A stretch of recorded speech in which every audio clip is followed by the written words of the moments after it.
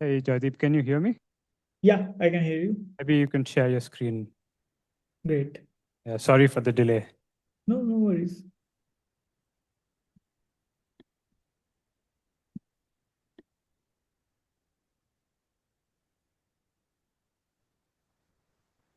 Can you see my screen? Yeah. Great.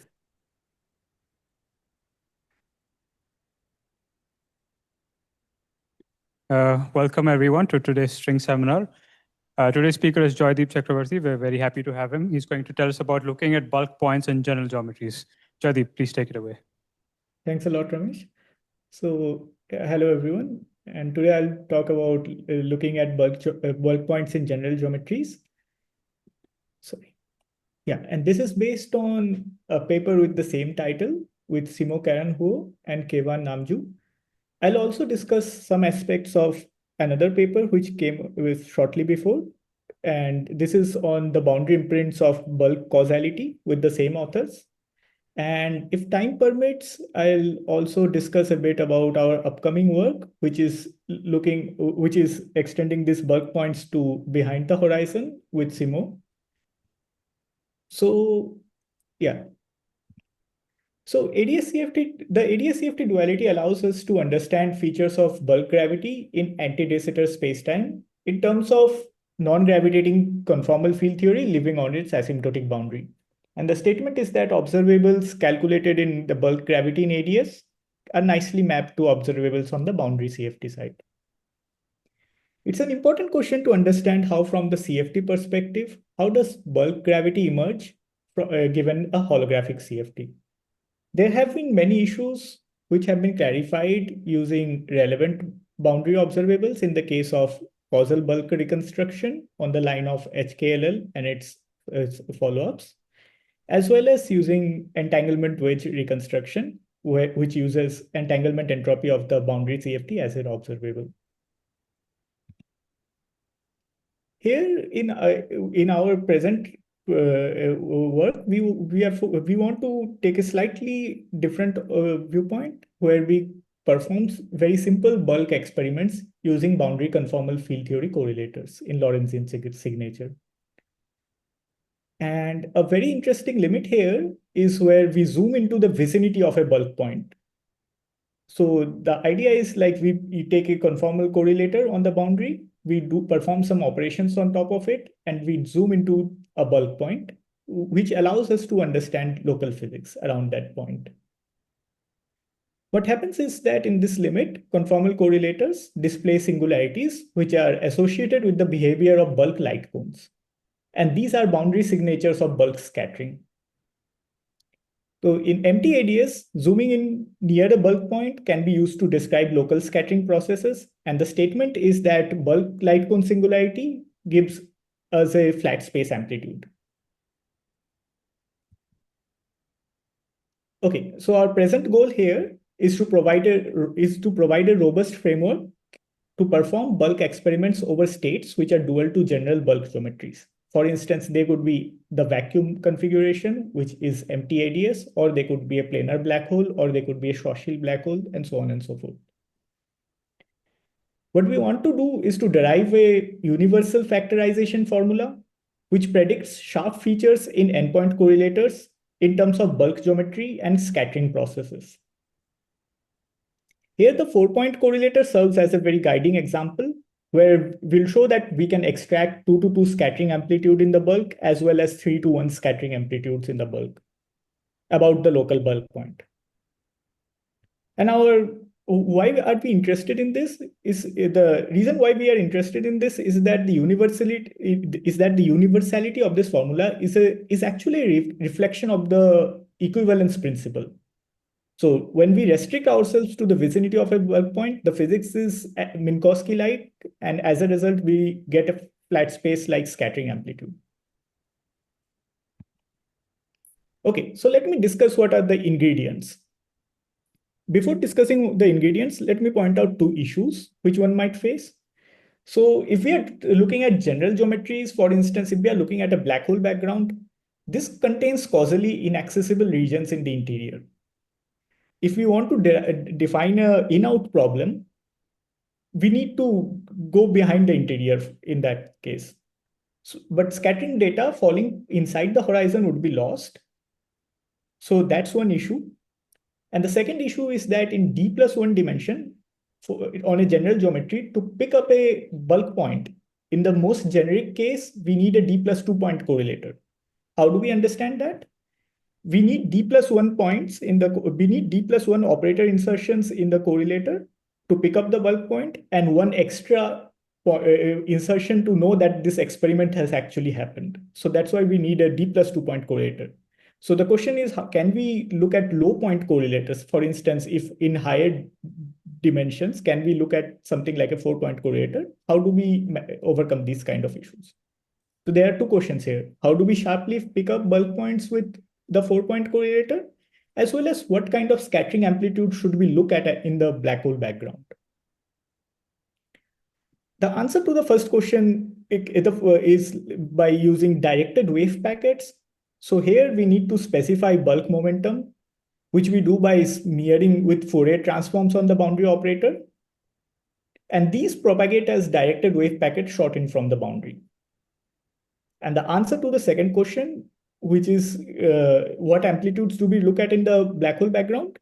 We relax the time ordering of amplitudes. So we will consider inclusive observables instead of in-out observables. These are correlators which are defined on single or multiple time folds. Okay, so let's introduce these wave packets first. So let's consider an operator insertion O of x. We take x plus delta x, and then we smear it with these factors of psi. These factors of psi are nothing but this usual Fourier transform weighted with a Gaussian. So what we are doing is we are taking a local operator and we are smearing it with a Gaussian, with a small support about that point. And these operators, notice that we have introduced a momentum p here, and these operators shoot wave packets into the bulk along this p. So this p is a boundary p, but this can be very nicely connected to the bulk momentum.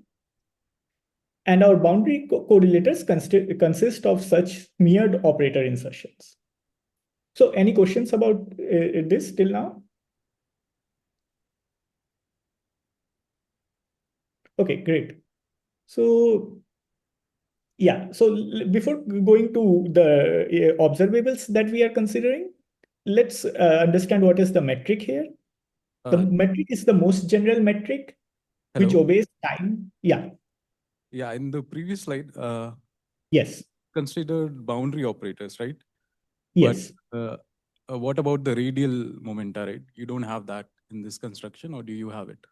Yeah, so I'll come to this question. Like the radial momenta arises when we are considering this bulk to boundary propagators. So what we will do is we will look at endpoint correlators with these boundary operators, and the GKPW dictionary will says that you can decompose this endpoint correlator in terms of bulk to boundary propagators.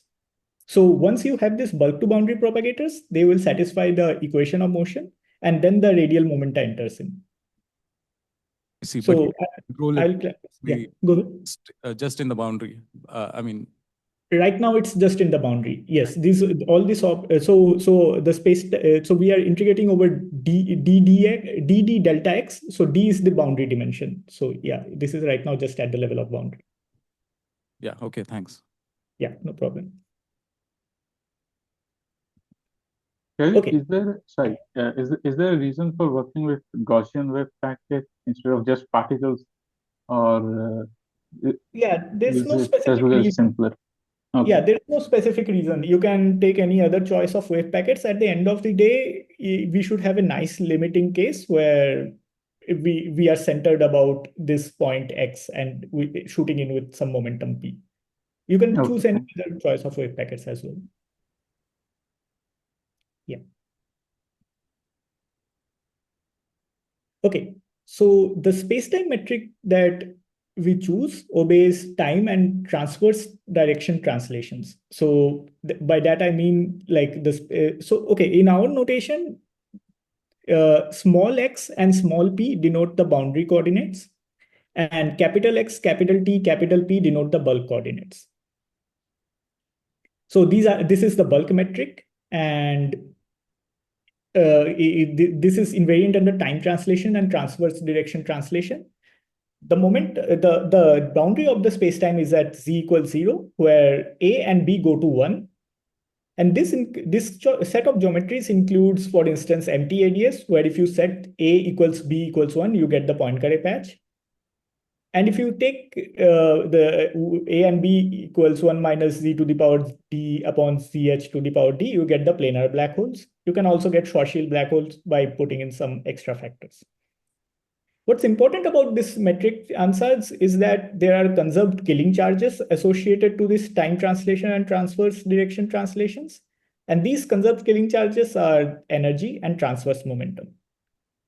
So some components of the bulk momentum are actually fixed using the boundary momentum P, and there is this radial direction, which we also need to fix. Great. So let me discuss a bit about inclusive observables, like what kind of observables we are measuring. So till now, I have given you a prescription for this correlate for these operators, but now I'll discuss what are the observables. So let's start at the level of so let me start by motivating this in correlators. So first, let's do it at the level of 2 points, where the simplest example is Hawking correlator. So what Hawking did was to consider the in state. By the way, I am using early time oscillators as A of k and A dagger of k, and the late time oscillators as B dagger k and Bk. So that's our notation that we will follow for the rest of the talk. So let's consider an initial vacuum state that is given by Ak acting on the vacuum, Ak annihilating the vacuum. So that's the state we want to start off in. And what Hawking did was to measure the late time bound number operator, which is just B dagger B. On a Schwinger-Keldysh fold, this looks like as in figure 1. You have two insertions Bk and B dagger k. And he measured the left-hand side of equation 4, which is B dagger B acting on this omega. Now, in terms of an amplitude-like notation, you can decompose this in terms of a product of two in-out amplitudes. We do that by introducing a complete basis of out states. So in this left-hand side, you introduce this identity, which is sum over out states. And this gives you a product of two time ordered amplitudes. But we do not need to calculate that. What Hawking did was to simply evaluate the Bogoliubov coefficients by going to geometric optics. And he landed with the right-hand side of equation 4. So we will also adopt something similar. We will try to calculate this kind of inclusive observables instead of calculating this in-out observables. So in an inclusive observable, we do not need to explicitly evaluate the sum over out states. Also, Donald is going to give a talk tomorrow about this Hawking correlation, about this Hawking correlator in more detail. So I refer to his talk. Like he has a very nice prescription for the Bogoliubov coefficients as well. So yeah, so this is kind of a motivation for what we are going to in the higher points case. Great. So let's consider a 4-point correlator at the level of 4-point correlator. But even before that, let's consider an even simpler experiment. It is the expectation value of a late time operator insertion phi over an initial state that is given by a superposition of two different particle numbers. So you have psi, which is a superposition of a 2-particle number state and a 1-particle number state. And you want to take the expectation value of phi. Phi is like B plus B dagger. So B and B dagger are late time oscillators. When we decompose phi in terms of B and B dagger, the expectation value contains some cross-term contributions, which are given in this middle equation. So you have two different kind of correlators and their Hermitian conjugate that contribute to the cross-term contributions. And the thing about these contributions is that you can put them on a Schwinger-Keldysh fold, and these are well-defined correlation functions. Also, there is a very nice reference for inclusive scattering amplitudes. This is this particular reference. So this is the kind of amplitude which we want to consider. So let's discuss this particular amplitude. What is this thing doing? Here we have extracted out the creation and annihilation operators. So on the Schwinger-Keldysh fold, this is the correlator O4, gamma 3, gamma 2 dagger, and O1 dagger. So this has been arranged used by the I epsilon prescription, that the leftmost operator in the correlation function has the greatest has the most negative I epsilon, and then so on and so forth as you move on to the right. You can decompose this again in terms of this outstates, just like in the case for the Hawking correlator. So we'll get a product of two time ordered amplitudes, one time ordered amplitude and one point function. And the claim is that this describes a radar-like inclusive observable. So what do we mean by a radar? We shine a photon and collect it at a late time. So for instance, if you identify O1 and O4, what you are essentially doing, you are measuring the 2-point photon correlator, gamma 3 and gamma 2 dagger. So we have a state, which is this psi, which is O1 of psi, and you're basically measuring the 2-point photon correlator on this state. That's what we mean by radar. And till now, this is a boundary correlator, and we want to understand what is happening in the bulk corresponding to this correlator. So this is what is happening at the bulk. This radar correlator displays some sharp features when the points x1, x2, and x4 and x3 approach the, x1, x2, and x4 approach the past light cone. As you can see in this correlator, operator insertions 1, 2, and 4 are at early times. Gamma 3 is at late times. So here also, in the bulk picture, this has very sharp features when the operators x1, x2, x3, x1, x2, and x4 approach the past light cone, and x3 approaches the future light cone from a common bulk point x. So what we have done here is like we have pushed this operator O4. So we have the operator O4 on the lower fold, and this corresponds to an early time absorption rather than an early time emission process. So this dashed line is this sum over this outstates. So instead of a 2-to-2 scattering amplitude, where one of the end products in the final state falls behind the horizon, what we have done is we have replaced the process by a 3-to-1 scattering amplitude with 2 emission operator and 1 annihilation operator in the past, and then 1 annihilation operator in the future. So that's roughly the kind of thing which we want to do. So feel free to ask any questions till now, because this point is a very important point which will play a role later on. Yeah, could you clarify what you mean by the? Just practically speaking, how is the gamma operators different from the O operators? You're saying like these are defining your radar-like observables, and you mean to take them in some probe limit, but I'm not seeing it at the level of this correlation function that you're talking about. You've just got some gammas on this Schwinger-Keldysh on the previous slide. So like, yes. Is there anything else you can add to like distinguish what's this radar-like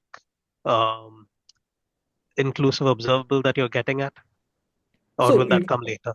For our purposes, you can take gamma to be anything. Like you can take gamma to be the same operator as O's. Like you can take all of them to be some particular species. But it doesn't need to be a photon. The photon thing was to motivate a more physical kind of thing, that you shine light at a bulk point, as in this experiment. You're shining light at this point X, and then you're collecting it in the future. So it was to motivate why we call it a radar. Okay. But for all intents and purposes, there's some set of operators you care about at late times, and the others are what's going to go into this effective state. Exactly. Yeah, you can choose them to be any spinning particles, any heavy particles. You can choose them to be any particular operators. It doesn't really matter what operators you are taking. So what we'll be looking forward to is to understand these bulk to boundary propagators in the high energy limit. The punchline is that in the high energy limit, these propagate as null geodesics. If you consider massless fields, these propagate essentially as null geodesics, and they are quite universal. The geometric optics limit of null geodesic applies to any species of particle. It does not need to be of a specific type. Okay, thank you. Yeah, no problem. Yeah, any other questions? Joydeep, Yeah. maybe you're going to explain this, but how do you tune that the momenta so that they meet at one common bulk point? So you need to tune them by hand in a sense. Like you can. So what you do is let's say you are sitting at the past hyperboloid, and okay, one of the things which I'll slowly build towards is that the position. So what are these hyperboloids h plus and h minus? Given a bulk point x, you find you can look at the light cones that go out to the boundary and how they intersect the boundary. These are this locus. The locus of that is these light cones h plus are the hyperboloids h plus and h minus. Now, given a particular point on this h plus, there is only a particular momenta that you could have. So this is the punchline which I'll shortly build towards. And depending on the operator location where you're introducing your operator on this h plus and h minus, you know what momenta you should be aiming towards to get at a certain bulk point. I see. Okay. Yeah. Thanks. Can Yeah, you just repeat what's h plus and h minus again? Yeah. So let's say you are starting from, let's say you are an observer sitting deep in the bulk at x. And let's say you are collecting all possible light rays at which come to that point, and also you are sending out all possible light rays that are going from that point. The intersection of those light rays at the boundary are this h plus and the h minus. H plus is the future light cone, h minus is the past light cone. Oh, okay, fine. Yeah. So depending on where you are on this boundary locus, it fixes your momenta. You can't vary your momenta, otherwise you'll reach a different point x.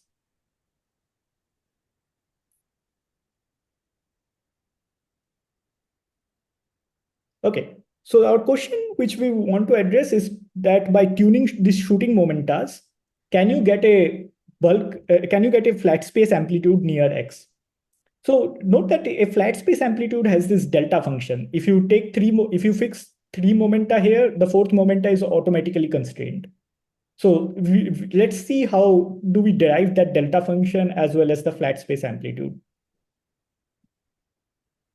Okay, so what we want to aim towards is to take this correlation function that we had, and we want to get a factorization formula into a flat space like amplitude. So in the bulk, we have massless scalar field theory. We'll slowly, as we progress, we will relax this to massive fields as well as spinning fields, but let's consider the massless scalar field theory. What our objective is to derive something like equation 7, that the operator insertions the operator insertion O daggers and O's on the boundary, they correspond to something like A daggers and A near the bulk point. So note that on the left-hand side, O's are the boundary operators and A's are the bulk oscillators near the bulk point X. They are specified by two labels, the local momenta P as well as the position X. So this is the kind of dictionary we want to derive.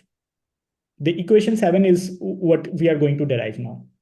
And once we have equation 7, given a correlator is a product of O's and O daggers inserted inside the correlator, it just factorizes very nicely in terms of these A's and A daggers. So that's our flat space amplitude near X. So equation 8 is kind of going to be the factorization formula provided equation 7 holds. So I'm going to derive equation 7 in some steps now. Okay, so we work with this bulk to boundary propagator, which is a symmetrized Weightman function. So it's this particular correlator given in equation 9. Why are we interested in the bulk to boundary propagator? Is because this GKPW dictionary tells us that the endpoint boundary correlator can be decomposed in terms of individual bulk to boundary propagators. We just need to multiply them and integrate over the bulk point. That's roughly the kind of reason why we are interested in this. Okay, so given each of these bulk to boundary propagators, if they are Whiteman function, then it's a sum of time-ordered and anti-time ordered propagators. It's an identity that it's a sum of time-ordered and anti-time ordered propagators. Why I would be interested in this Whiteman function and not time-ordered or anti-time ordered function is that because it allows both emission and absorption operators to be connected to the bulk point. So in the presence, now recall that previously I stated that in the presence of time translation and transverse translations, we have conserved charges in the bulk. So all we need is to fix the radial momenta. The temporal momenta and the transverse momenta are already fixed at the boundary. All we need is to fix the radial momenta. And that we do by using the mass shell condition, because this bulk to boundary propagator satisfies the wave equation, the same wave equation in the bulk as the massless scalar field. We can use that mass shell condition to read off this P of Z. And this P of Z is the radial momenta, is given in terms of the other momenta as in equation 10. So the bulk momenta is just P mu and PZ. Now we want to solve this wave equation in terms of large PZ.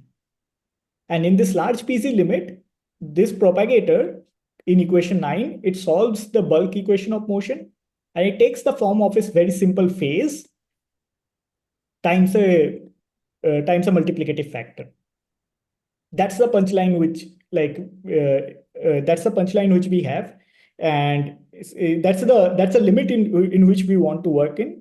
So what we are doing is this particular bulk to boundary propagator, it localizes to a geodesic kind of description, which connects the boundary point to the bulk point. Okay, so let's understand what this equation means, what this phase means step by step.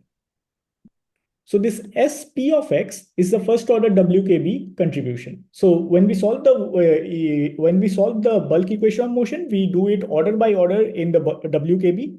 So you can keep expanding to higher and higher orders. So this is the first order WKB contribution, which is essentially a phase. And this SP of x is a canonical transformation of the massless geodesic action. So the massless geodesic action is between the boundary point and the bulk point. All we are doing is like doing a canonical transformation at this end. So that is what solves the WKB. The factor D in front, I'll come to it later on, but let's think a bit about this SP of x. So if we follow this Hamilton-Jacobi kind of formalism, this is also this Hamilton-Jacobi kind of function. What we understand about it is that if you take x plus delta x, this goes to something like SP of x and plus P dot delta x. So that's something which will be very crucial later on. So any questions at this point? Hi, Joydeep, can I ask something? So this PZ that you define, what did I define? PZ. PZ, yeah, this equation 10. Yes. Should I think of this as some momentum, like radial momentum at the boundary or something? Because the radial momentum, like naively, I would think that it sort of, in our usual picture of momentum, it would change as the point at infinity comes near.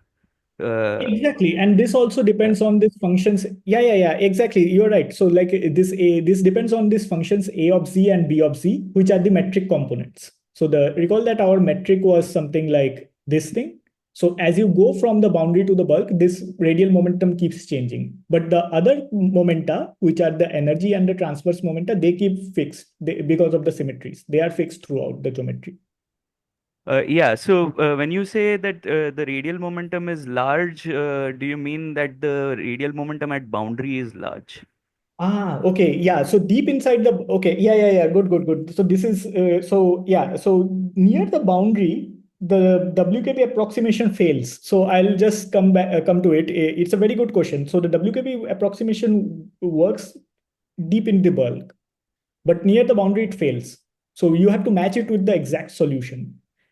When you Okay. That was my question. Thanks. Yeah. It's a very important point. Like when you do WKB, there are these undetermined constants of integration, and we have to fix it anyway with some asymptotic condition. And here, the WKB fails very close to the boundary, and we have to match it with the exact solution, which is like near the boundary, the spacetime is like empty ADS. So it will be some Hankel functions. And we expand these Hankel functions in the large omega limit and match it to get these phase shifts. So yeah, this notion of a radial momentum, large radial momentum, it's valid deep in the bulk where WKB works. But as you approach the boundary, it doesn't make much sense. Okay, thanks. Yeah. Joydeep, another quick question about the radial moment. Like here, it seems to me that these it's important for you to have these bulk charges for you to properly define your radial momentum. What about in space times that do not have these kinds of charges? Yeah. So in those spacetimes, it's a bit harder to do that, but the formalism goes through. Like these bulk charges are convenient for us, but if you don't have these conserved bulk charges, you can also solve the equation of motion using WKB. But it's more convenient in these kind of spacetimes where you have symmetries. Right. Okay. Yeah. There the issue is like, what do we mean by a quantity? Like how do you globally, like how do you uniformly define a large quantity? So here you can uniformly define a large quantity for a very large region of space-time, which fails when we are approaching the boundary, but throughout the rest of the space-time, it's quite large. So in space-times without symmetry, the question is, how do we define something which is large enough? The formalism goes through provided you identify what's a large quantity or what's a small quantity to do the WKB. Yeah. Thanks. Yeah. Any other questions? Okay, sounds good. So the important fact about this function is that if you do a slight variation in the bulk point x plus delta x, you get a contribution which is like sp of x plus p dot delta x. And this is going to be something very, very important later on. So this follows directly from the Hamilton-Jacobi formalism. So in our undergraduate days, we learned this kind of formalism. Yeah, and I completely forgot about this thing later on.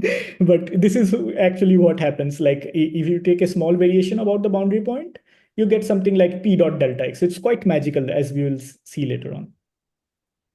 Okay, so let's come back to the prefactor in front. So this dpx is kind of the it arises from the second order WKB approximation, and you can think of it as some one loop determinant that contributes to the path integral that computes this 2-point function. So its value is given by something like equation 17. In the large momentum limit, since the WKB approximation reduces the problem to a geodesic description, we can single out a bulk point by tuning the boundary momentum appropriately. So that's the kind of thing which this WKB approximation buys us.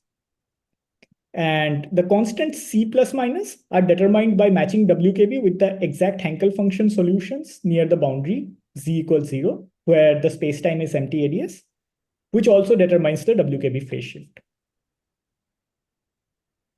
Okay, so now we put all the ingredients. Here, what you mean is you put some non-normalizable boundary condition with the delta function. Is that what you're doing? Non-normalizable. So what we are doing is not exactly the non-normalizable part. So what is asymptotic boundary condition as you take Z to 0? Yeah, we are matching the entire thing, like the entire Hankel function with these guys, with this WKB phase shift. Yeah, I'm just trying to say which Hankel function. Like there's a nominal mode and there's a non-nominal mode near the asymptote. Yeah. What are you matching it to? So there are two possible. So there are two possible solutions here of the WKB, and they match each to the H plus and H minus to either of the Hankel functions. Okay, so you have a Hankel function of kz, right? Of kz, yes. Yeah. Okay, so you're matching the outgoing and the incoming Hankel function, or depending on whether you want outgoing or the incoming guys. Okay. Mm-hmm. Yeah. Yeah, Okay. I'm not setting some boundary conditions at the horizon. So if, for instance, like all my boundary condition is set at the boundary. So Yeah. it's like, yeah. Okay, that is fine. That is fine. So basically, like, can I say, if I just look at the frequency, you're probably choosing like negative frequency modes in the past and the positive frequency modes in the future, or something like that, or Yeah. vice versa, something like that. So since I'm looking at this Whiteman functions, I have support over all possible frequencies. Okay. Okay, maybe perhaps you should continue. Yeah. Okay. So The thing is, like, the frequencies, since I am demanding large radial momentum, it's kind of like ensures that the frequencies are large, but they can be either positive or negative. okay. Mm-hmm. Because Okay. since at the end of the day, I can also have a choice of emission and absorption operator either in the past or in the future. I have support over all possible frequencies, like which are positive or negative, but they should be large enough. Okay. Okay. Fine. So the statement. Okay. Maybe I'll let you continue. Maybe I'll ask this later again. Yeah. Okay, no worries, no worries. Yeah. So great. So now let's put all the ingredients together. So equation 18 is the equation which I referred to earlier, that if I take x plus delta x, a small variation, I get something like e to the power is plus ip dot delta x.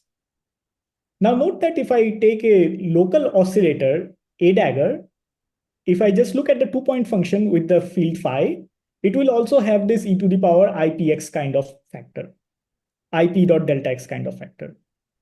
And as a consequence, within this correlator, we have this dictionary that these O dagger P acts as A daggers or as B daggers, provided O daggers is in the past or O dagger is in the future of X.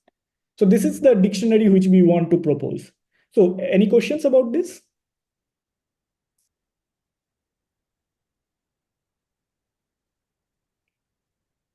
Okay. Then one of them should be annihilated, right? Or both of them are daggers, you say? Yeah, but that's because on the left hand side I also have O dagger. But if I take the other propagator, which is phi of x plus delta x times O of p, then I would have this A's and B's.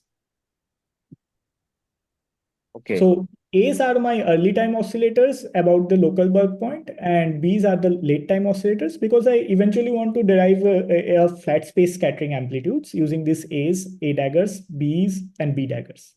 So that's the kind of.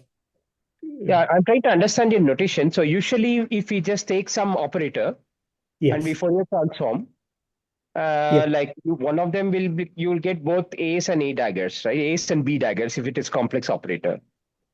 Yes. But you're identifying both of them as creation operators. I'm identifying both the daggers as the creation operators. Since I have a Whiteman function that allows for both time ordered and anti-time ordered propagators, so it depends on whether whether O has support to the past of X or to the future of X. Maybe the point is that the P is always future time like. Is that the point? You take how do you define OP? You define it with respect to positive frequencies.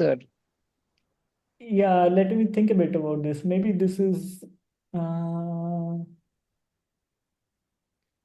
Yeah, if we stick to daggers, then yes, then yeah. So if we take the dagger notation, then yes, P's have positive frequency. Okay. So you're saying that's Yeah. what you're saying. Okay, fine. Yeah. Okay. Because end of the day, we just want e to the power plus minus IPX. So if we define it as daggers, then yes, they have positive frequency. But if you don't, otherwise it will be A of minus P. Yeah. Okay. Mhm. Yeah. Yeah. So any other questions about this? Like this dictionary, we want to motivate this dictionary in equation 20. So the claim is that within the correlation function, the action of boundary operators O's and O daggers, they generate A daggers and B daggers or A's and B's near the bulk point. Okay. So once we have this thing, then it's straightforward to construct the scattering amplitude. So just to recap what we are doing, we are evolving a wave packet into the bulk. The wavy blue line, it represents the WKB regime, where the field undergoes rapid oscillations, while the red line marks the region near the boundary where the WKB approximation breaks down. And the WKB approximation is used in the blue region to compute the propagator in any geometry. Great. So now, let's forget equation 21 and 22 for a while. What I want to say in equation 23 is that since these wave packets actually have some finite smearing scale, till now I had considered just the plane wave limit, but if a wave packet has a finite smearing scale, then there is some integral over there is some kinematic integral over the momenta, and this previous dictionary generalizes to some functions. So that's all I wanted to say here. Like these equations look a bit bulky, but yeah, they are not necessary. The physics is that you just broaden the wave packet as you go along the geodesic. Great. So now let's discuss the factorization formula. So there are two assumptions. Hi, Joydeep. Can you give roughly? Can you explain how much does it broaden, like the wave packet? Because Yeah. it's at the boundary. You're defining it to be some Sigma. size. Yeah. Exactly. At the boundary, there is some sigma. It propagates and it becomes some bulk capital sigma. So Yeah. it has two ingredients. One is the boundary smearing scale and one is the bulk smearing scale. So one is the scale which you choose for the wave packet. One is the dynamical scale that enters, and it's dependent on this P of Z. It's suppressed by P of Z. It's not that large. It's within control. So You're saying if you take large enough radial momenta, it won't broaden too much. Is that the point? Yeah, that's the point. Yeah, so you can control it, you can control how large the bulk wave packet will be near the bulk point. That's the point. Yes. So now there are two assumptions which we want in order to derive a factorization formula. The first assumption is that the bulk wave packet should not overlap except in a small neighborhood of the bulk point. And the second assumption, it's kind of a unphysical assumption, but let's just progress with it. The second assumption is like long range bulk interaction should be negligible. So it depends on the theory which you are considering. If you see outside your window in nature, of course that's not the case. There are long range interactions, but here we are kind of ignoring the long range interactions and we are assuming all the bulk interaction takes place near this bulk point. Okay, so given that our action of these oscillators our action of the operators O's and O daggers can be nicely mapped to B's and A's and B daggers and A daggers. And we have a clear factorization formula then, which relates the boundary correlator to a amplitude in the bulk near the bulk point. So what is this formula 24? Once you use the dictionary that I mentioned earlier and introduce the operators, you get something like this A's and B's near the bulk point. And these can be expressed as a flat space-like amplitude in terms of the Mandelstam variables, which are this PIs, which are this SIJs. And yeah, so that's roughly the kind of thing which we want to do. Okay, so now let's understand this formula. It looks a bit bulky, but let me break it down a bit. So this formula predicts sharp features in boundary correlators in terms of a bulk scattering amplitude when the shooting data are doomed to reach a common bulk point. Now, suppose the amplitude is a slowly varying function of the momenta. So it can, in other words, it can be treated as constant over the range probed by the wave packets. In this limit, you can do this individual momenta. So there are these dpj integrals. In this limit, you can easily do these dpj integrals using Fourier transforms. And the correlator is suppressed if either the bulk momenta is not conserved or if the trajectories miss each other. So one can see that if you do these integrals, if you don't conserve the bulk momenta at the local bulk point, then your correlator is highly suppressed, but there is a sharp signal, there is a sharp delta function like behavior when the bulk momenta is actually conserved. And if the trajectories also miss each other, then also there is some damping factor. But if the trajectories don't miss each other, there is again a sharp delta function. So employing a very condensed notation, the formula actually evaluates to something like a Gaussian-like distribution, which goes to a delta function. And that's the signature of the flat space-like amplitude. So that is roughly the physics, which is kind of condensed into this formula. You start off with the boundary correlator, do some Fourier transforms on top of it. That introduces bulk wave packets that go up to the bulk point. And then depending on whether all the particles are directed nicely towards the bulk point or not, you'll get a sharp signal. Depending on whether the momenta are balanced together or not, you will get a sharp signal. So that's roughly the physics in equation 24. So any questions? So Joydeep, can you just remind me what are these B's and A's? What do they represent? Yeah, B's and A's are, so B's and B daggers are the late time oscillators near the bulk point. So near the bulk point, you have some region which looks like flat space and you can do mode expansion there. B's and B daggers are like late time oscillators. A's and A daggers are like early time oscillators. Okay. Yeah. So what I'm giving question. Sorry? I have a general question. Yes. This feature, I presume, will emerge only in the large n limit, right? If you take a generic CFT, it will not happen.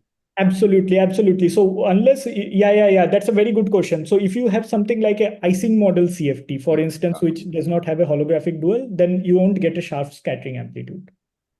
Okay. Yeah. So is there a way to independently verify it by looking at some large n? That's a very good question, actually. I know of examples where it works. I don't know of examples where it doesn't work, but maybe for the Ising model CFT, one can search for this kind of signal and it actually does not happen. Well, for Ising model, I'm not, it certainly will not happen. But I'm saying if even in SU and Young Mills, super Young Mills, right? Can one use integrability to argue that this sharp feature emerges? Probably. Yeah. So, another limit in which it doesn't work is, for instance, if you take your string scale to be larger than the wave packet scale, then, if you take your string scale to be smaller than the wave packet scale, then also it does not work. Okay. Like it's a slightly different the stringy physics comes in. That's yeah. Okay. Sorry, by string scale, you mean string mass scale or string length scale? I meant the first mass. I mean the mass gap of this higher spin particles, like which entered the theory. So string length scale has to be small enough, right? The string length scale has to be small. Yeah. So if you have, exactly. So if your string length scale is like, let me think about it a bit. I got confused. So if your string length scale is larger than the wave packet scale, then you'll start seeing stringy features and this formula will fail. But if your string length scale is smaller than the wave packet scale, I think everything works fine. Yeah. So that probably means you large n is not enough, right? You probably need large lambda also. Yeah. Probably need large. Yeah. You need a holographic CFT. Yeah. You need a very nice supergravity dual to work. Yeah. You need bulk supergravity to work. Yeah, that's a very important point here. So yeah, we can also test this formula right now. Till now, this formula is like a bulk calculation, but we can test this formula using some boundary correlators as well. So there are two cases where I've tested it. Like one case is using empty ADS just at the level of CFT correlators, CFT 4-point correlator. One can easily get this kind of formula. And the other case is this planar BTZ. So planar BTZ is Jaideep, I mean, you have to have something, right? Because the CFT is very strongly coupled. So, are you like trying to do some conformal block expansion and seeing that and kind of making an assumption that one block dominates? You have to do something like that to kind of calculate something. Right? Yes, exactly. I'm doing, I'm using this conformal Regge theory kind of tools. So I'm going to the Regge limit and trying to do this experiment on the CFT side. And, so I'm doing, and you're assuming vacuum block domination. Is that what you're doing? Yeah, in the empty ADS case, I'm assuming vacuum block domination. So, and so in this example, yes, I'm using that. And in the planar BTC case, it's just a modular transform of empty ADS3. So it's just a modular transform of this thermal ADS case, and one gets something similar feature there. So it works in these two examples, but for higher black holes, higher dimensional black holes, I'm not sure how it. So there also you should put in some conformal block domination, right? Maybe Virasoro block or some other thing, right? Because you can't calculate something in a strongly coupled CFT in general. In general, you will just get like some conformal block expansion. Yeah, I don't know how to do that. So that's what I was saying. Like in a sense, like I know for these two examples, it works very nicely, but in a sense, the formula 24 is a prediction for what we will get out of the CFT answer.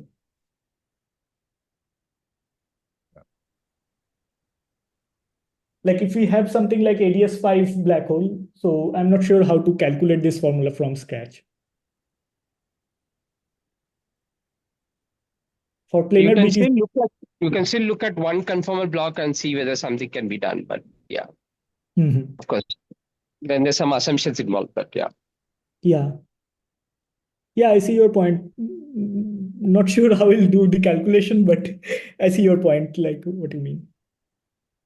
Yeah, maybe one can also reverse this and ask whether this kind of formula automatically follows from the assumption of one conformal block domination. Right? That even if you didn't know anything about the bulk, like if you knew that one conformal block dominates, so you'll get some formula like this. Yeah,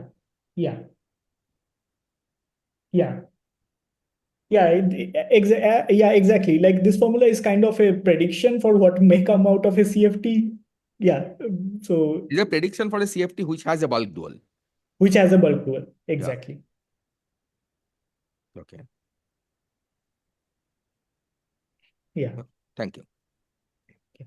So so back to the radar experiment, we again get this, we just plug in the operators and get something which is a function of two Mandelstam invariants, S and T.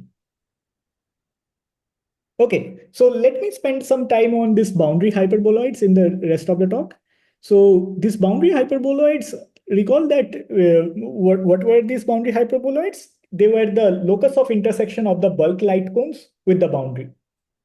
And it turns out that a lot of physics, one can like this, you can extract a lot of bulk physics by just studying these hyperboloids. So the thing which we are kind of interested in is aspects of causality. So let's say if your bulk, if you make some if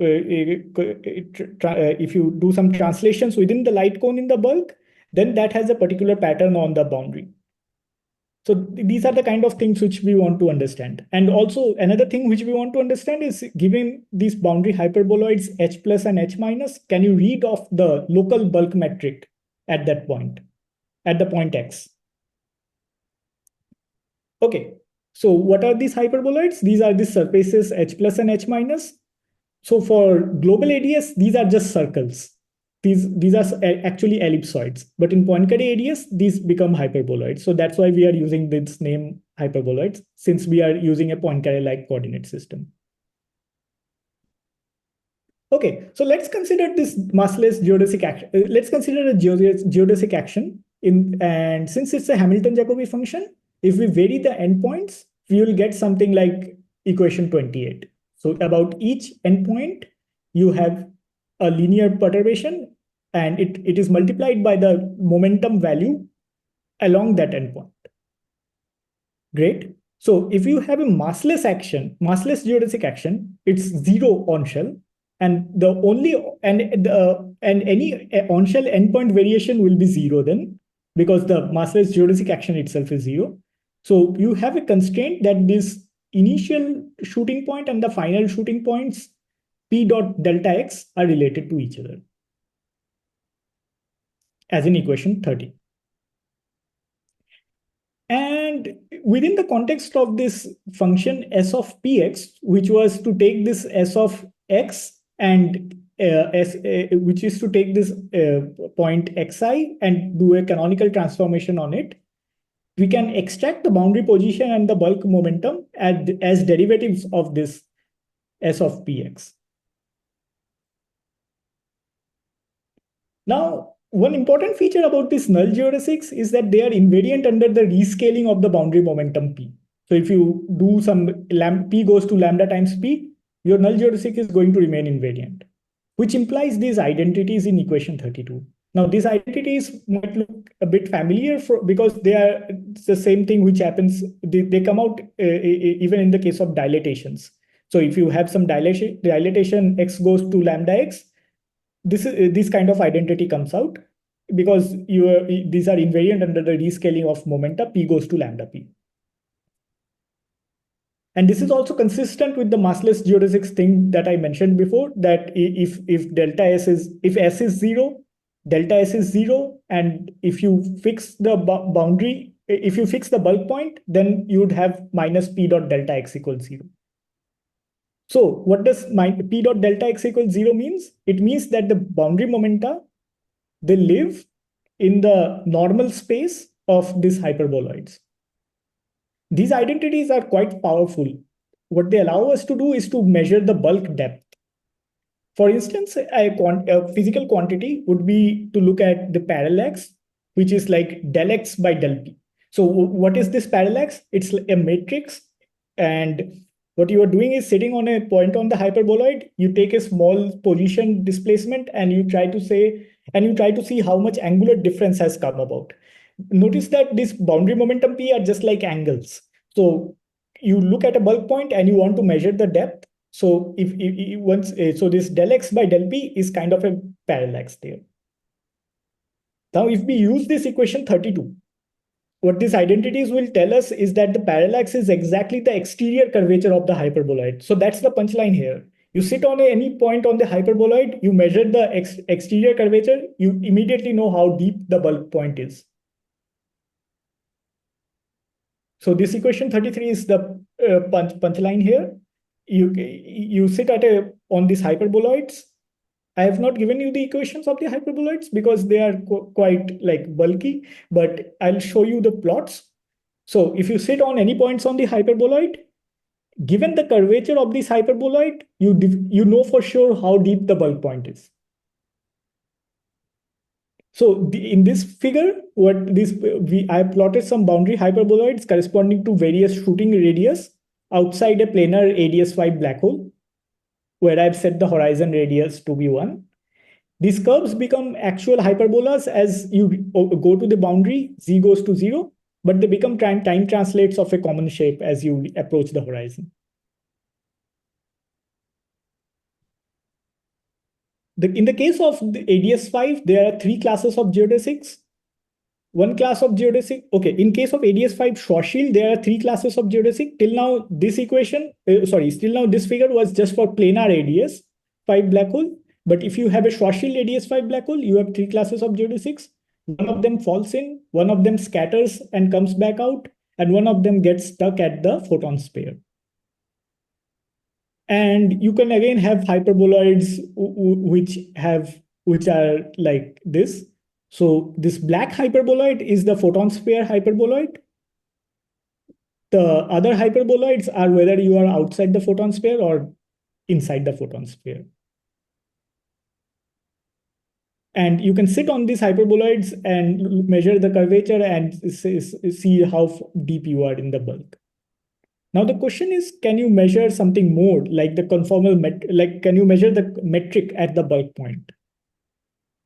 It turns out, yes, we can do that. What we need to do is to locate points on nearby hyperboloids which have the same normal. So for instance, consider two hyperboloids with two slightly different bulk points. For instance, I plotted them in this figure. If I take z and z plus epsilon, you have two different hyperboloids. Our strategy is to choose points on these nearby hyperboloids that have the same normal. And let's say if you have some guess for a metric, for instance, it's this symmetrical example. If it's a metric in this equation 34, then given that these 2 points have the same normal, you just look at the null vector from the hyperboloid, which is the left-hand side of equation 35. And since it solves the equation of motion in the bulk, it will give you a simple algebraic identity, which is like the right-hand side of equation 35. So we just need two evaluations. We have two hyperboloids, nearby hyperboloids, and we just need to measure. We can just read it off from this graph. The right-hand side of equation 35, we can just read it off the graph, and we just need two evaluations to read off GTT and GXX in terms of GZZ. So what I am saying is like, you have two different hyperboloids on the boundary, and you can measure del t by del z as well as del x by del z. That gives you a constraint relation if there is a nice metric near the bulk point, which is equation 35. And using this, you can just read it off. You can just do three evaluations of this same protocol again and again, and you can read off the metric components GTT and GXX in terms of the bulk conformal, in terms of the metric GZZ. So it's like a conformal bulk. You are reading off the metric up to a conformal factor. Now, you can also do it in a less symmetrical example. So we have a formal version for this, how to obtain it in a less symmetrical example. It's kind of bulky, so I'm not going through it. But roughly in this example, if you have some symmetries, you know that just by looking at these hyperboloids, you can read off the conformal metric at a bulk point. So any questions about this?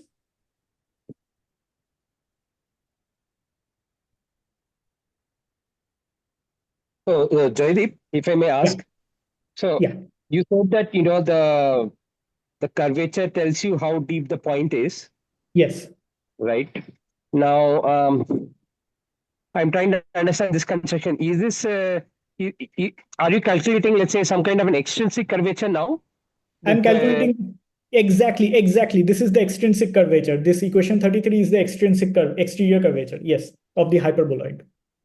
Yeah. So your statement is that intrinsic curvature kind of gives you the radial position, and extrinsic curvature gives you the metric. Is that the point?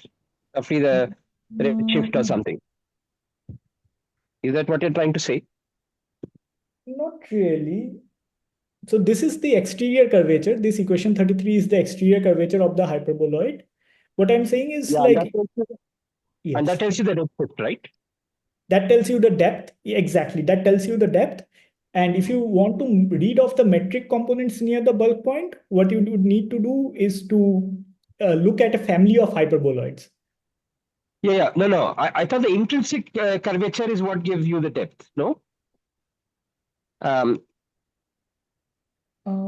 maybe what you're trying to say is that there's an extrinsic curvature in the boundary direction in the CFT itself, how the hyperboloid is kind of embedded in the CFT. Yes. And then there's a radial extrinsic part of the extrinsic curvature. Yeah, I'm not going into the bulk. I'm just on the boundary. So I'm just sitting on the boundary and I'm calculating the exterior curvature there. So that's equation 33. So what I'm saying is like you have some boundary imprints of these. What about the other one, where you're trying to calculate the metric? For that, I think you're calculating extrinsic curvature in the radial direction, right? Or is that not what you're doing? So here, okay. Now I see your point. Yeah. So here you are looking at a null vector which also includes. So this -1 is the z direction, kind of. Yes. Yeah, for you're slightly going into the ingoing direction and seeing how the hyperbola changes. Isn't that what you're trying to do in I'm this not slide? going into the null direction, but I'm not going inside the bulk, but I'm sitting on the boundary, but I'm considering now a different hyperboloid and trying to read off the differences of these components. Mm-hmm. So I can do as, okay, I move the bulk point a bit. That has an imprint again on the boundary. And there are two different hyperboloids, and I read off these things from just the two different hyperboloids. That is what I'm trying to explain in this figure. For instance, if I shift z to z plus epsilon, I shift the, Yeah. So that sounds like you're shifting slightly in the radial direction, but never mind. Okay. I'm shifting. I need to see in order to get the metric at the bulk point, I need to do some operation there. Like I need to shift a bit I need to shift the bulk point a bit. Yeah, maybe let me rephrase my question. Let's say you knew how the hyperboloids look like, the family of hyperboloids look like. Yes. Around, let's say, some boundary region. Yes. Let's say a time strip in the boundary, if you want. Okay. Yes.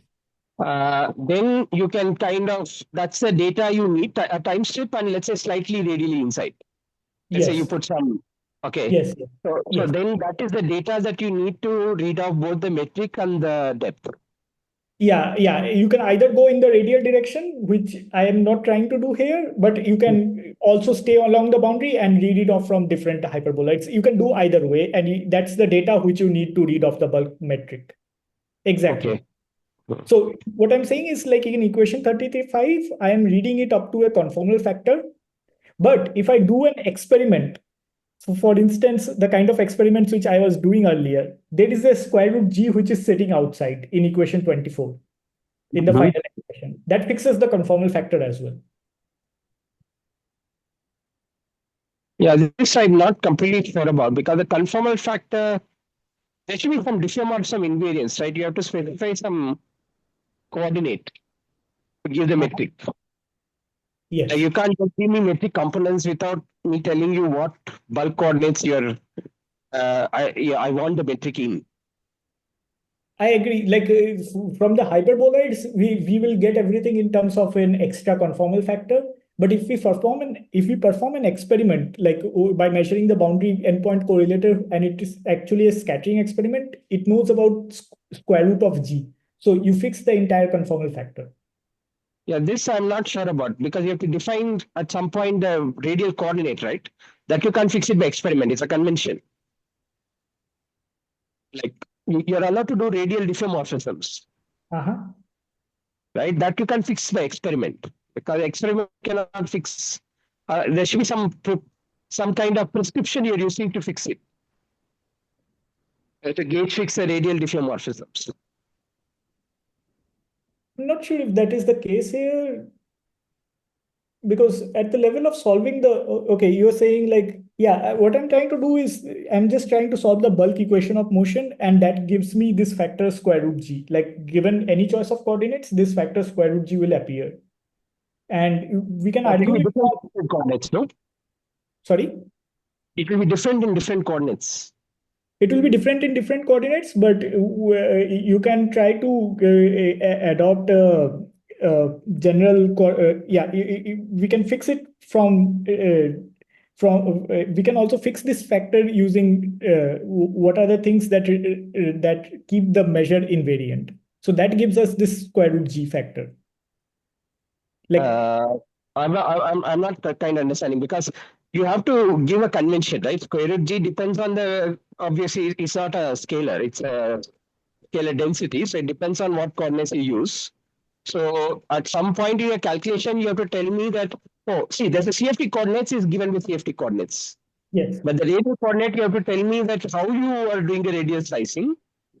Somehow that, unless you tell me that, you can't get a definite answer for square root g, right? Because square root g is in some. Yeah. I agree. But in a sense, when we match this phase shift here along this red line, I thought we took care of that, like how we are connecting the bulk to the CFT. So we have fixed the normalization. So geometry. Anyway, never mind. Let's maybe discuss it later. Yeah. Maybe. Yeah. I don't want to hold you up for this thing, but yeah. Yeah, the thing which I wanted to convey here is that this constant C plus and C minus, they are fixed using the boundary CFT correlator convention, and they know a bit about they know everything about the boundary 2-point function that fixes this, that connects it to the bulk, like to the bulk WKB.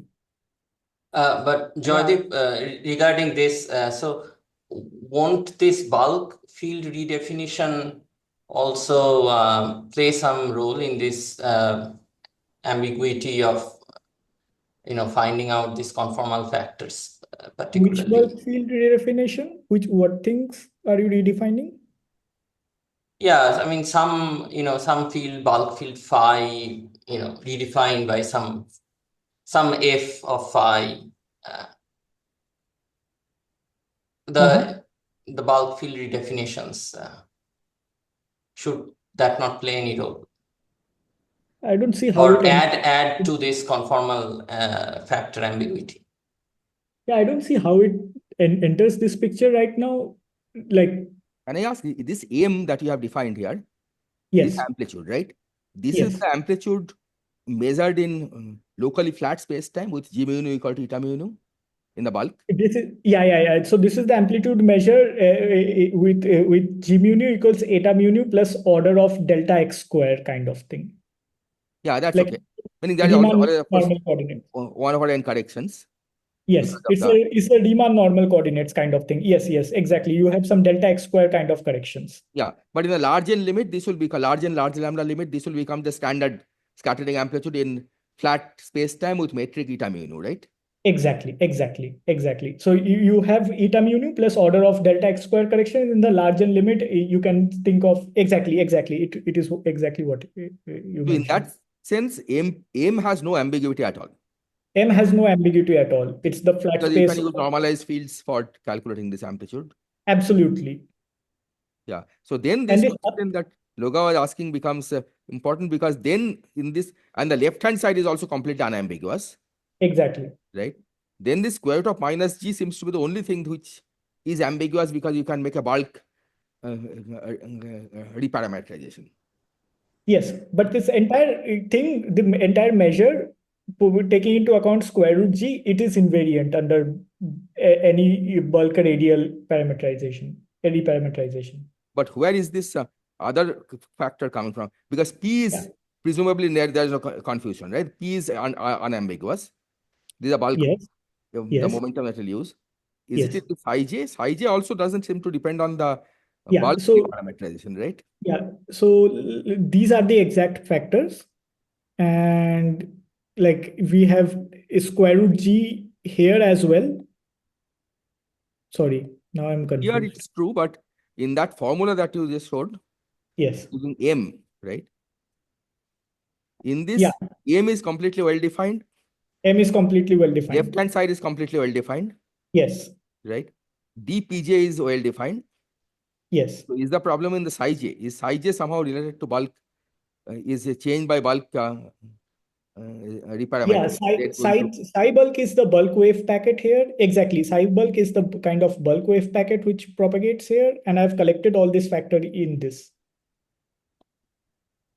So there are these things which depend on the bulk wave packet, like this D depends on the bulk wave packet, and it turns out the square root G by D multiplied by this measure, it's invariant.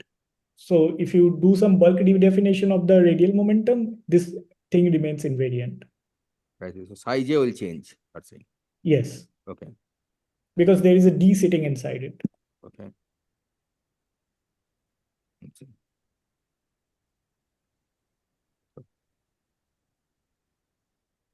Yeah.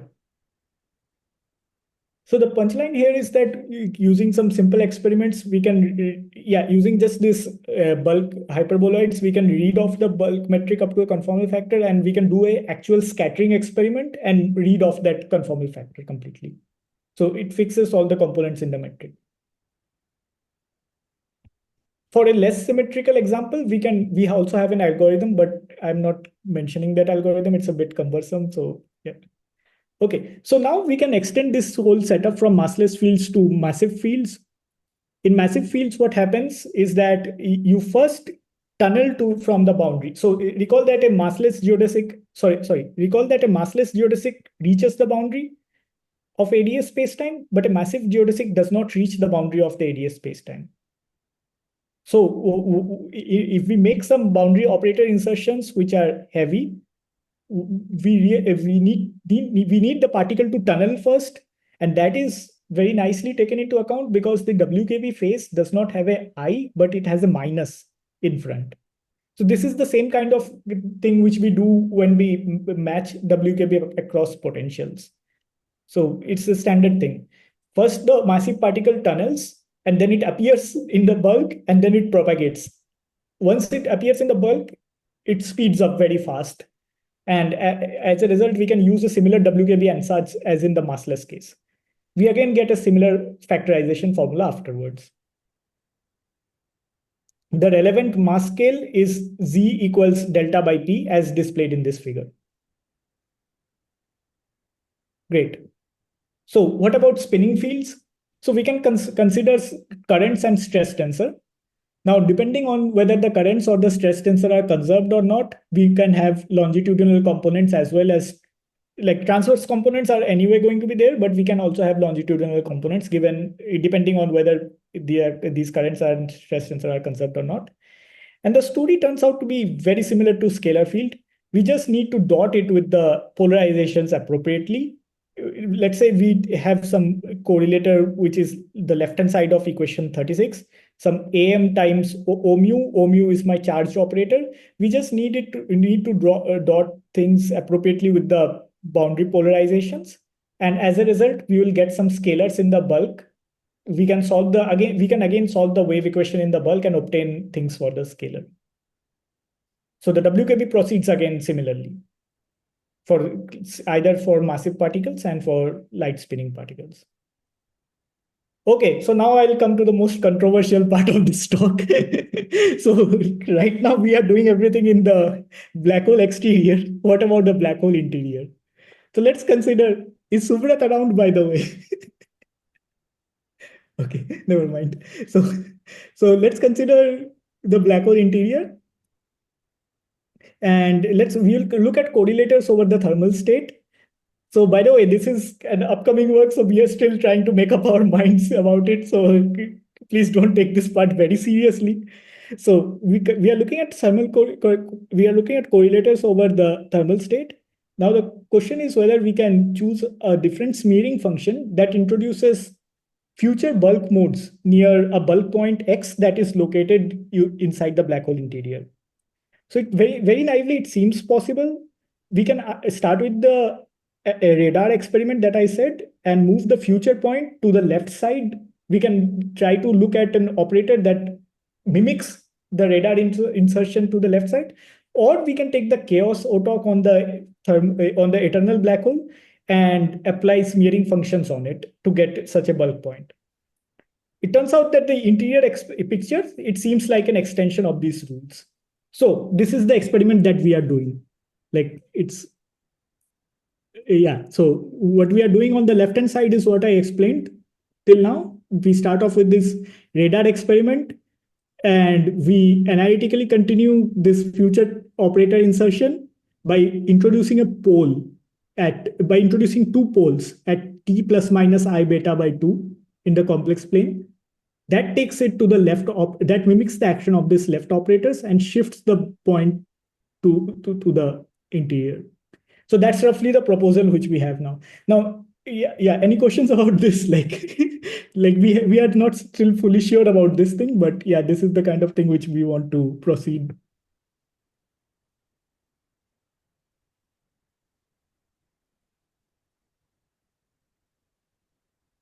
Yeah, the weird thing is we are deforming this Schwinger-Keldysh contour by shifting it a bit in the imaginary direction below or up.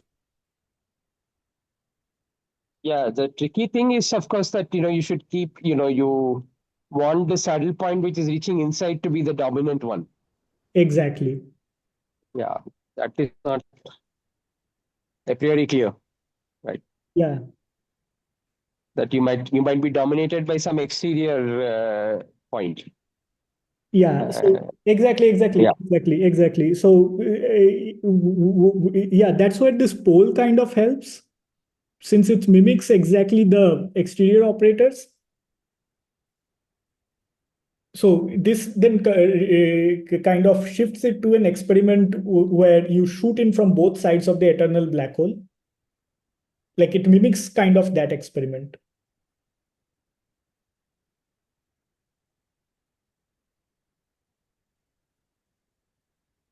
Yeah, I mean, in principle, it will contribute, but the question is whether it's dominant contribution or there's something else which. So in the we are single, trying.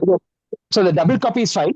The eternal black hole picture is fine, but in the single copy, it's not clear. If you set up the thing, then you would have a probe which probes inside and comes back. But anyway, that's a question of calculating and the saddle points and seeing which one has a larger action and so on. Yes, exactly. Yeah. Exactly, I agree completely with that. Like in the eternal black hole is kind of a very artificial kind of setup, so you are guaranteed to get an interior bulk point if you shoot from both sides. So, but in the case of a single-sided black hole, it's yeah, we are trying to see whether we can extend these same rules as we have prescribed, and just by tuning the smearing function a bit, can you get something which looks like a operator that is shortened from the left.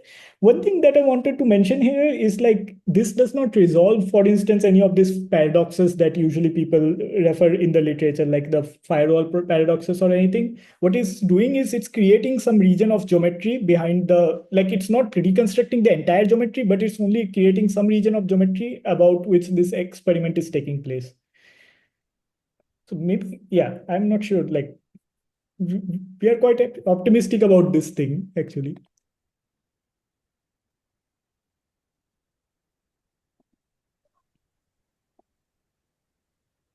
Pradeep, is there a connection with mirror operators? Because superficially it looks a lot like that.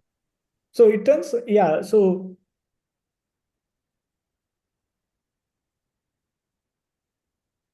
yeah, I've not seen that in much detail, but it should reduce to the mirror operators. For instance, like one of these things which this one of the basis for this mirror operators is state dependence.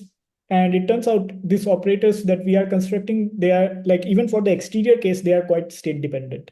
This dictionary works very well, provided you are introducing it within a state. The bulk dictionary works very well.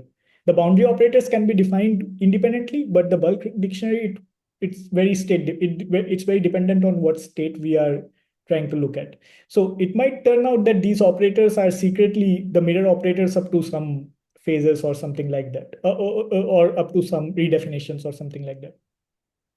The thing with mirror operators is it's defined all over the geometry. Here, if we are doing a particular experiment, it's going to define some operators just near this bulk point.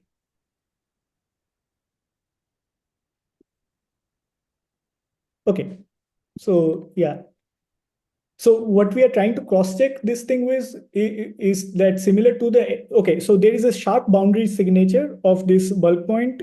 It's when these cross ratios display some particular behavior in the complex plane, like when they hit cross the branch cuts, and they have a particular analytic structure in the complex plane. And we want to, so we check that these cross ratios of the boundary 4-point correlator go to the second sheet and they actually hit the bulk point discontinuity.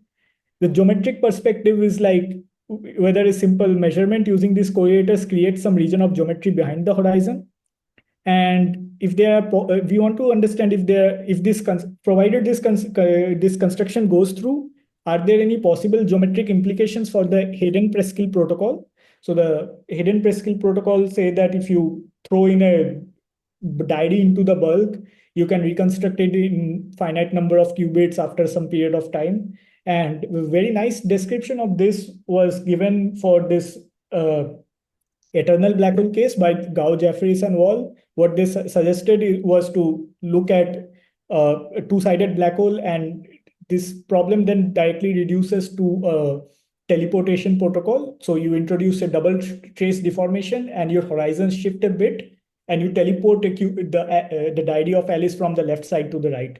so for a single-sided black hole, we want to understand what are the possible geometric implications if these operators can be constructed. And yeah, that's roughly the kind of things which we are right now looking into. Okay, so now I'll conclude. So here we have studied bulk singularities of boundary correlators by smearing them with wave packets. And these wave packets introduce momentum.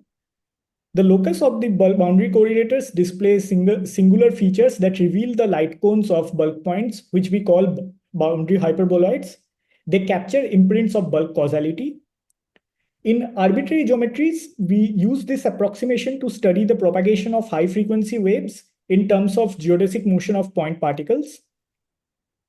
Our main result was a factorization formula that captured physics near the bulk point by combining three ingredients. One is the exact solution of the wave equation near the ADS boundary, the WKB approximation on geodesics towards the bulk point, and a flat space scattering amplitude near X. So the universality of this formula reflects the equivalence principle that the functional form of the flat space amplitude is independent of the location of the bulk point X. And in future work, like one of these things is this interior thing. Then there is a sharp question: what are the CFT principles that explain this version of the equivalence principle? That why should the bulk scattering amplitudes remain the same around every bulk point? There is another question that can the bulk Raychaudhuri equations and focusing theorems be derived from properties of boundary correlators? Can we do similar simple experiments in flat space black holes, perhaps by defining a boundary correlator with an extrapolate limit? Do ADS corrections to the Virasoro-Shapiro amplitude, for instance, by Alday and Hansen and others, do they provide corrections to subleading WKBs that we did not look at into this paper, into this work? Like we looked at the 0th order and the first order, but let's say from second order onwards, do these corrections actually provide any, are they encapsulated by the subleading WKB? And also there is a good but unrealistic assumption that we use to derive the factorization formula, that all bulk interactions are short-ranged. But if we look outside our window in nature, we have long-range forces. So there should be some multiplicative corrections to this formula in presence of long-range forces. Can we calculate them? So yeah, thank you. Yeah, any questions about this? Thank you, Joydeep, for the very nice talk. I think we have some more time for questions. Are there any? Yeah. Can I ask something? Yes. Yeah, so I mean, you want to look at this thing where you try to take the bulk point into the interior of the black hole, but Yes. is there something peculiar you see just by taking the bulk point to the horizon, which I think you should be able to do in this? Yeah, I mean, yeah. So you can take the WKB approximation for the bulk to boundary propagator, and there you can smoothly go across the horizon. So you just need to put some nice NIT continuation. So nothing special happens at the horizon. Is that the point? It seems so. Like the frequencies get very high. Okay, the amplitude. Okay, so there's some region near the horizon where the signal strength becomes very high, which we don't expect. Like for instance, if you want the bulk point to reach the horizon, then you'd have to stay very close to the horizon, and your experiment becomes very highly blue shifted. So there's a natural cutoff there which we need to exclude. But apart from that, I don't see any issue. Like, so if you want to do the experiment within, let's say, with on the same background, you need to exclude some region of space about the horizon. But apart from this thing which involves back reaction, I don't see any other effect. So as an experiment, I'm trying to understand, like if I actually throw things in from the ADS boundary, Yes. like what is happening to these particles as they go in? So the point is, sorry. Yeah. So, I mean, as you approach the horizon, things get blue shifted because the boost operator will just make it very high. But if you go inside, so what we are doing is like we are doing an analytic continuation of an exterior experiment. So there seems to be a well-defined flat space amplitude inside, but it's an analytic continuation of an exterior experiment. So yeah, I'm not sure like how to understand it, because it's not going to be dominated by causal dynamics anymore. Like in the exterior case, all the bulk point was causally connected to the past and the future hyperboloids. But in the single-sided black hole case, the bulk point is not going to be connected to the future hyperboloid at all. So it's not causal propagation anymore. It's mimicking some process that is happening in the interior.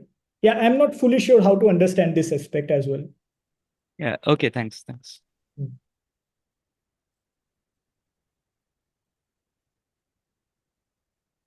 I have probably a very vague question. Yes. Can you use this factorization formula that you showed to somehow derive some new constraints on holographic CFTs? Yeah, that was our initial motivation. So let's say you do this kind of scattering. Yeah. So yeah, that's a very good question. Like let's say if you have ADS5 Schwarzschild black hole, or like ADS5 planar black hole, or some higher dimension black hole, what kind of predictions for CFT correlators can you get? Do they have some singular features or not? So yeah, one avenue is to constrain this. Our initial goal was to see what additional bootstrap constraints can be put on CFT correlators. So this was motivated in that direction. I see. Yeah, somehow like take the reverse philosophy where you assume that there should this factorization formula, you take it for granted without exactly it or derive it somehow, and then exactly you see exactly what constraints you would need for the CFT to satisfy. exactly. Questions from the online participants?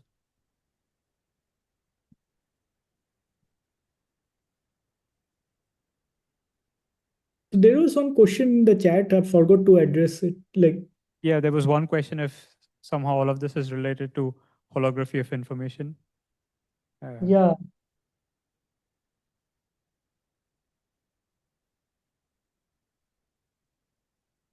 Yeah, I don't know actually. Like these are these are two different limits. I don't see how like yeah, maybe there is some regime to test this to where these two theories where these two formalisms overlap. I don't immediately see that, but it could be an interesting direction to look into. Not sure. Okay, if there are no more questions, let's thank Joydeep. Thank you, Joydeep, for the very nice and intriguing talk. It was Thanks. nice. Thanks. Yeah. See you guys.